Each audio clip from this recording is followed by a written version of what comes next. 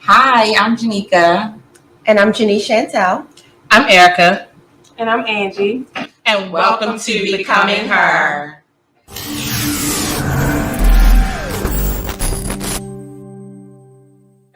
So let's dig right in. So let's start with a butterfly. This butterfly flies around all beautiful and shit, like, it's easy breezy, beautiful cover girl, and it is not. The butterfly should have told us how painful it is when it's a caterpillar going through the process of becoming that beautiful butterfly. So while we all know that it's going to be worth the pain, good Lord. With that, sometimes with pain, you don't want to go through the process because pain hurts. Naturally, if you get a scratch on your arm and you start bleeding, the pain from that scratch, it hurts. And even in the healing process, healing even hurts. I want to dig right in today and kind of talk to you guys about evolving into who you are and who you want to be. And I want to talk about my transition from going from worthless to worthy, because there was a point of time in my life where I had very low self-esteem. I didn't love myself. So I know a lot of people say, well, what do you mean when you didn't love yourself?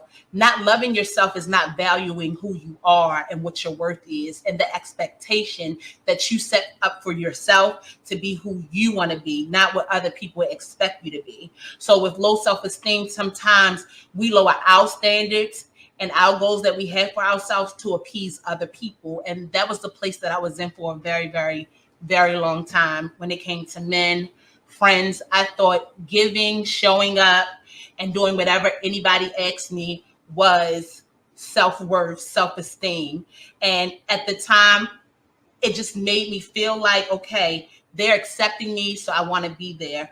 But deep down inside, I felt worthless. I didn't feel worthy. It was at the time when someone needs you, like even if it's a friend or um, a boyfriend or whoever, when you're doing things for other people at that particular time, you feel a sense of worthiness because someone needs you, and feeling needed is not feeling worthy. And that's something that we kind of miss. And growing up, I always had a sense of I always have to be there for other people, to be in the limelight, to be accepted. I had to do other things and sometimes it's things I didn't want to do.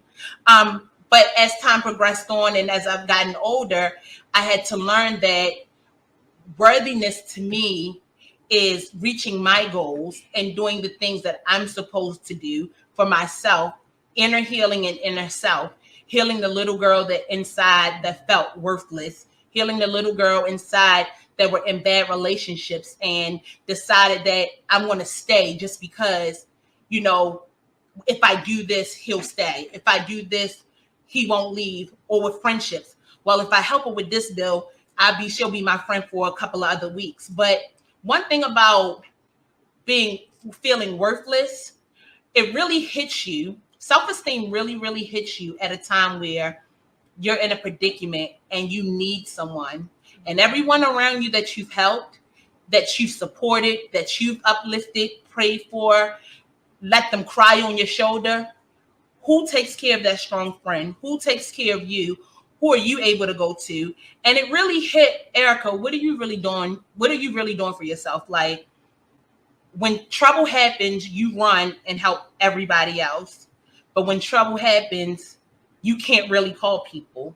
And it was a very long time before I met a circle of sisters that I could and call on and say, hey, you know, oh, I can help you with this. Oh, I can go do that. It was times Janika would call me and she would say, sis, why didn't you call me? Because I wasn't used to that. I was so used to being there for everybody else. It was to the point where my self-esteem, if someone gave me a compliment, I'll change the subject. And it was like, why do you do that? Because I felt worthless inside. Although, we don't see it, on our face. I wear many masks. It's what you feel inside when those lights go out, when you're home, when you're alone. Sometimes I would cry myself to sleep because I wasn't happy with me. Let me ask you a question. What was your aha moment? What was the moment when you said, this is how I feel and I know it's not right? So I actually, and I'm going to be very transparent and honest. I had my aha moment last year. I had to undergo a surgery, and I was there for everybody else. Their surgeries, it was minor, major, parties, showing up for people, even down to my birthday, showing up for people, just being there for people. And then when it's my turn, it was just like Crickets. crickets. Like, it was a situation. People have parties and stuff, and they wait till the end of the day. Oh, happy birthday. Like, it was just so simple. Like, it was just, and I'm like, I need friendships at that point. And I'm not even gonna lie, COVID really taught you who was really your friend and who was really an associate. And I sat back and I said, I'm always there for other people, but nobody's there for me. When I want to cry, is there she go again. But it's not that I do it often, but I can sit on the phone for hours and talk to you and support you. I can sit on the phone, or I can be in your presence and help you with your dreams and goals. But who's there to help me?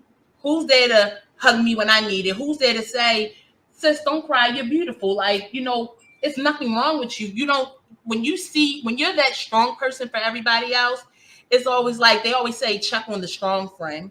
The strong friend is the friend that sometimes has the low self-esteem, and they really mask it. I did an exercise one day. I was at a women's meeting, and they said, we had white masks, and they said, put who you are on outside of the mask. And outside of the mask, people put superwoman, school student, everything. And then they said put was on inside of the mask. And then they paired each other up as an icebreaker. And to hear other women say so much powerful things outside, and then inside, insecure, hurt, broken. It's just like, who are you? It was this book called Who You Are When No One's Looking by Bill Hable. When people are looking at us, we mask it like we have it all together.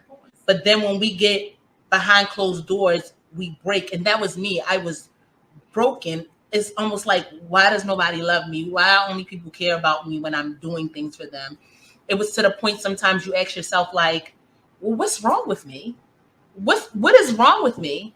So once you got the understanding, what changed in your life?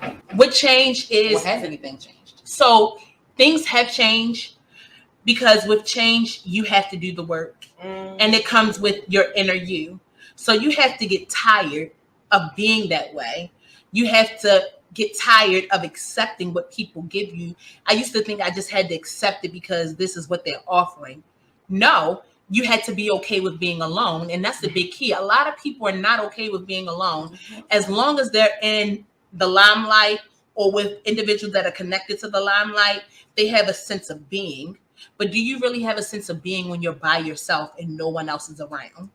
When you got to make things happen for yourself. So that was my aha moment. But what changed? What changed in your life? The dynamics of your circle, or whoever those friends were that you were supporting that wasn't supporting you. The things that have changed is that, my circle dissolved. When Erica took the stance of, let me step back and not do the things I was doing, let me see if the phone rang, the phone stopped. I get text message from a small circle. I have a small circle of friends that check on me, that are there for me, show up for me, ask me, do I need anything? Are you all right? We're just checking in. So when you finally step back and stop doing the things you were doing for people, the ones that stay around, those are the ones that really care about you. And I had to start building me. The things that I didn't like about myself, I had to start working on. Like, why am I helping this person fix their credit when mine not good? And I got to work on my credit. It was like making yourself better, building yourself.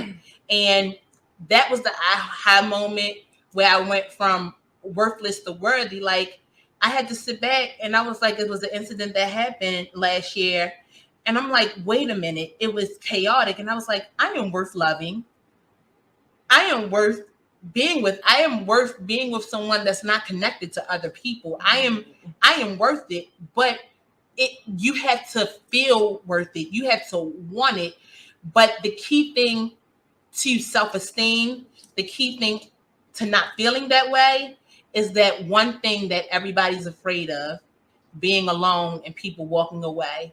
When you're okay with being by yourself, when you're okay with being alone and knowing that you are good enough, if nobody else comes around, you can maintain, you can build, and you still want to pursue your goals, then you know now you're worthy. You're feeling that self-worth. Now, I am going to say I'm still working on some aspects of my life. I'm totally not there yet, but I'm working towards being there. So, there are some like, I just wish I could just, but everything that's glitter ain't gold. So what would you say to the person that you was when you first started giving of yourself so much? So like the little girl in you who wanted to be loved and liked and was giving your all, but you wasn't receiving what you needed. Now that you know better, what would you say to her? It's funny. Kirk Franklin has a song called Hello Fear out, where he talks to his fears and his insecurities. So if I could talk to my fears and my insecurities, I would say that we should be ashamed of ourselves because we were always worthy. They knew we were worthy, but we never believed it.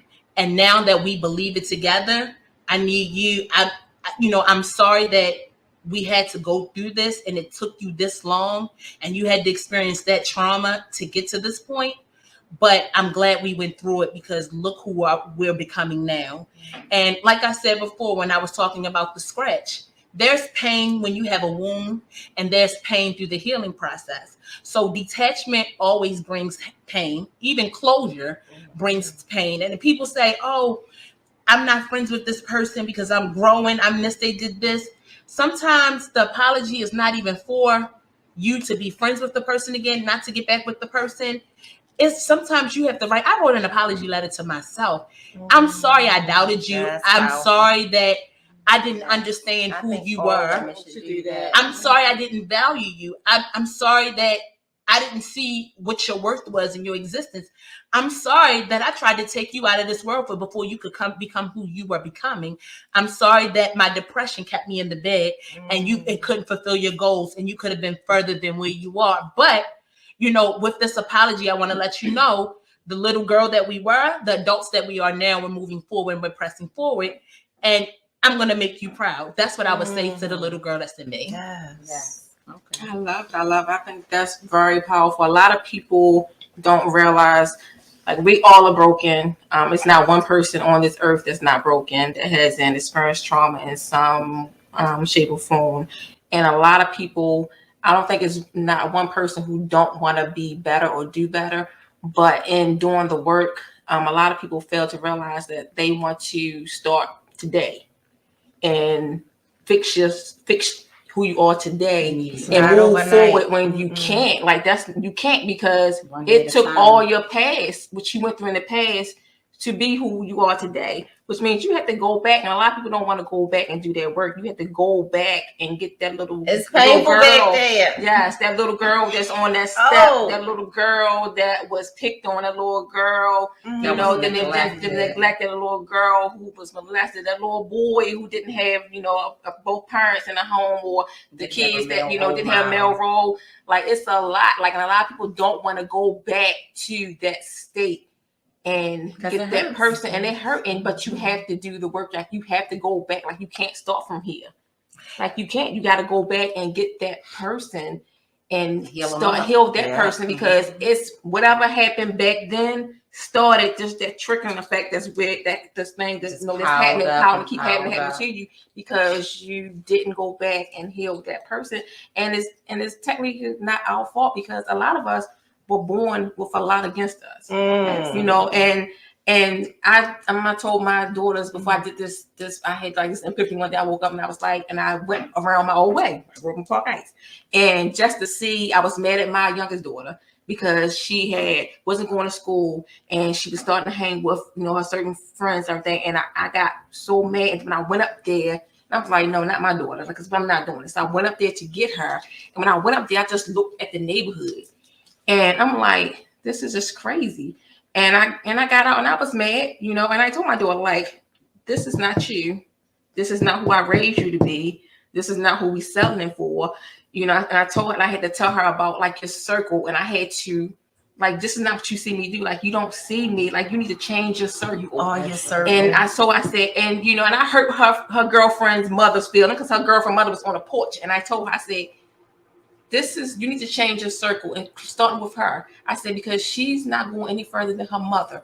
And your mother do not sit on the porch every day, in and out, and don't do anything. Your mother goes to work every day and busts her tail for y'all. And she's not going any further from her mother. Like, you're not gonna be that one to keep having these babies like that. I said, I had babies, but I still did what I had to do. Like, this, I don't want this for you, and this is not your future. So you need to get it together. And I went, you know, and I know I hurt the mother feeling, but maybe hopefully she learned something from me. It only hurt if it's from true. Saying that, and you know, if it's true. Yeah. Hopefully she. It was the truth. But it was true. Like, I wasn't downplaying her anything, but I was like, that's not what I want for my daughter. Like, I'm not gonna sit on the porch every day in and out and see my daughter just ain't like doing nothing. Like, no. She knew that she needed to go somewhere else and do what she was doing. But yeah, I'm coming to get mine. You know, like, this is not what we're gonna do. And you know, and I just didn't want that for my daughter. I know I've been through a whole lot, and I ain't realized that a lot of stuff, like a lot of hurt, that you suppressed a lot of things unknowingly. Yep. And I didn't even know that a lot of my stuff that I went through, for as relationships, the decisions I made, and who I chose, came from what I saw as a child. And I didn't have a bad childhood, but I saw stuff. And when you see things and when your parents do things, you think that it's okay. So if you see one of your parents dating this person, dating that person, I'm like, okay, that might be okay. So when I got raised, I'm like, okay, like, I accepted and put up what I put up with him cheating, because I'm like, I say it. You know what I'm saying? And it don't make it right, but that's what I saw. And you just like, I was accepting, and I was reliving it over again. I was like, I do not want that for my kids. You know, and no matter what you can say, like, don't do this, don't do that, but if you're doing it, you lead by example. It's in you. Mm-hmm. If that's what you grew up in and that's what's embedded in you, you're gonna do one or two things. You're gonna do how you was raised, or flee from it. Better for yourself. Mm-hmm. But I do want women to know, and people to know in general, I believe totally in harm reduction. And I know a lot of women, they regress and say, I tried to do this, like an addict. I'm trying to go to rehab and I'm trying to get clean, but I relapse. Relapse happens with healing.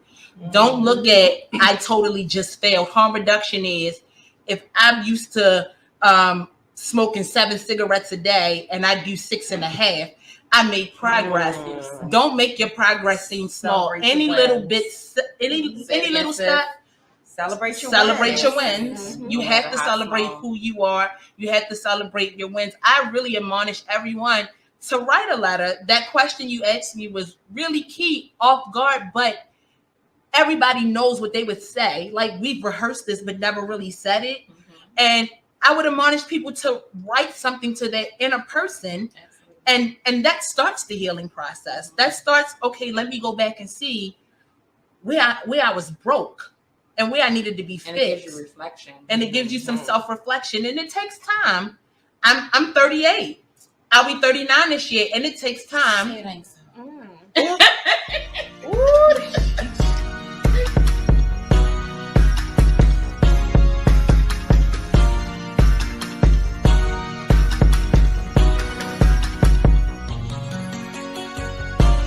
Tried your best, work real hard.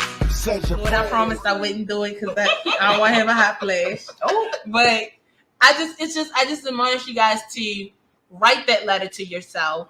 Be who you are. People think they have to be or become these individuals to be with other people. No, build your empire, and you'll attract those people that are supposed to be designed for your life to help you move forward and move to the next place.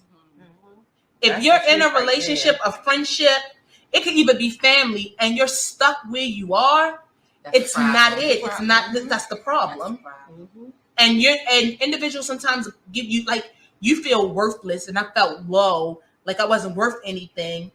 And other people knew I was worth something. So if I can keep her there and keep her feeling like that, she'll always be around, and she won't leave. Friendships, relationships, family ships, all that, she won't leave. Marriage ships, situationships, she won't leave. Although she is a boss, if I make sure she don't feel like she a boss, she ain't gonna leave. So that's everybody, how you know about them than it does about you. Yeah. Everybody Say around me, self-esteem is just as low or even Low. lower. you attract who you are. That's true. You attract who you What are lack. and what you lack. And who you attracted 20 years ago does not mean you have to stay that same person Absolutely. 20 you years should not later. We the always same person. evolving. Oh my God. Put the E in our title. Dare right now. you change your Evolving. mind. Always healing, evolving, and Yes. Yes. her. Yes. Just being her. So it's okay to relapse. But the question I asked you guys, I'm glad you said that. who are you when no one else is looking? I'm guilty of Who that. are you when no one else is looking? Yeah. When those doors close and you're finished playing the part that day, or whoever you want to be, who you are when no one else is looking. Mhm. And that person you are when no one else is around, that's the person you need to work on. Mhm. So, Good job. Yes. I like Thank you for sharing. thank you. But what if you don't know who you are when you That's after, the after see, the that's day the after the problem. day is over and you take off that mask and you look in that mirror? But can you look in the You don't even mirror? know Or who if you looking you at. don't even know who you're looking at. Some people can't even look in the mirror at themselves. It's painful. And that's who you are. So you know the steps that you need to take to look at yourself. Like I had to look at myself and literally talk to myself, crying. There's nothing wrong with you. You are beautiful. You are worth it. You have to be able to encourage yourself. People walk out the door feeling miserable and encourage everybody else. And they go back to their lives dysfunctional, unhappy.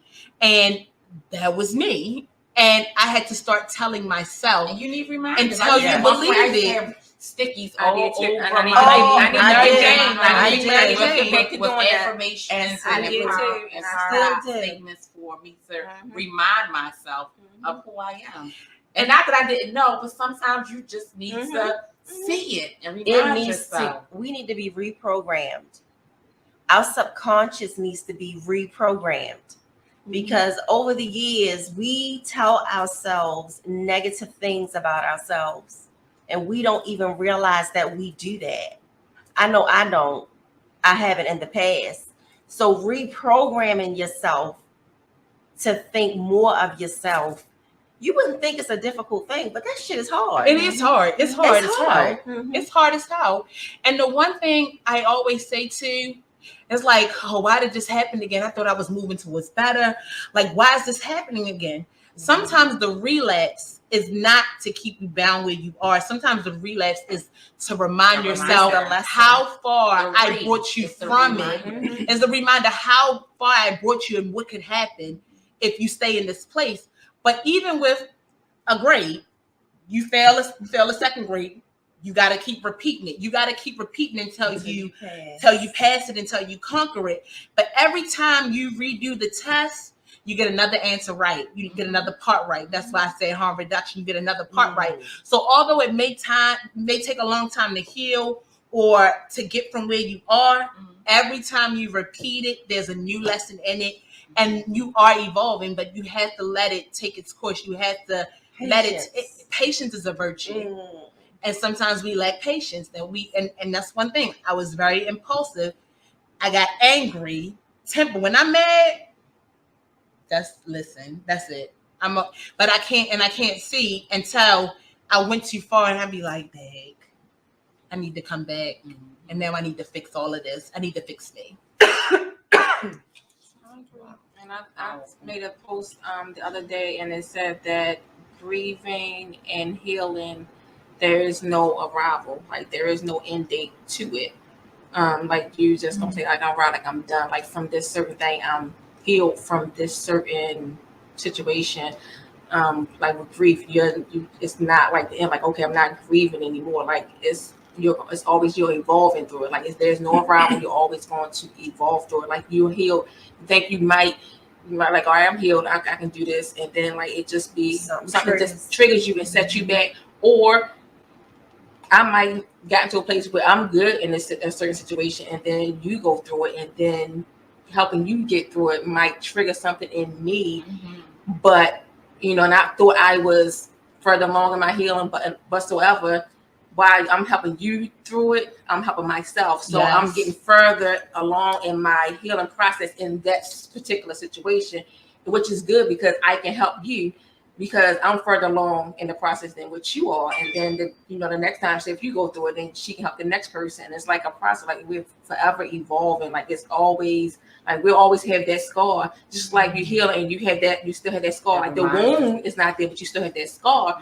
Just like any scar, if you bump that scar, it's gonna hurt. It's the reminder. It's gonna hurt, or that scab gonna come off. So it's always a process. It's always gonna be there.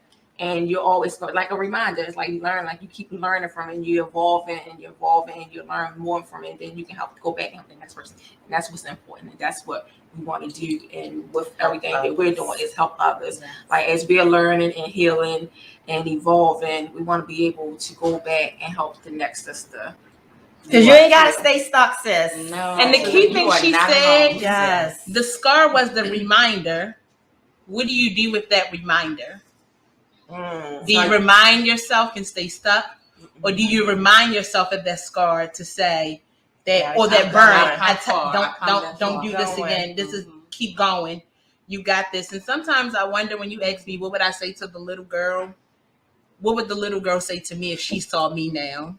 I'm proud of you. Congratulations. Exactly. Keep going. Amazing. Exactly. You brought us a long way. So I say this to say, going from worthless to worthy, and that was within me. That was a self journey for me. It had nothing to do with anyone else. It was to the point where I had to write myself an apology for doubting myself and not loving myself to the capacity that I could love.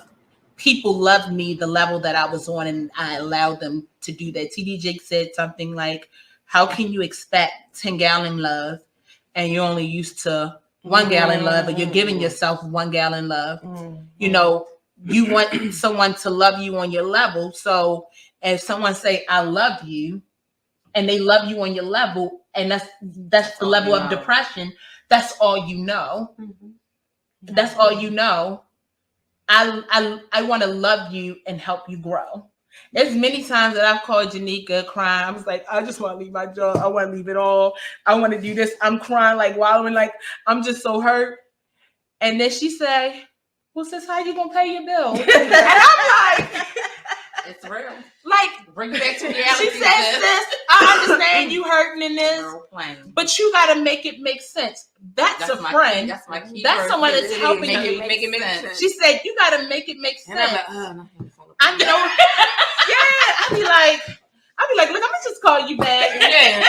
And then I'd be like, they probably know me text. She don't be. She be like, Jenny already texted me. You be all right. That sounds just like her too. But it's that sense. It's like a day later.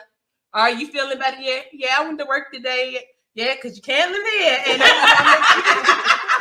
you got a child to provide for, so you got to work through this. Those are the type of friendships that you should have, build on.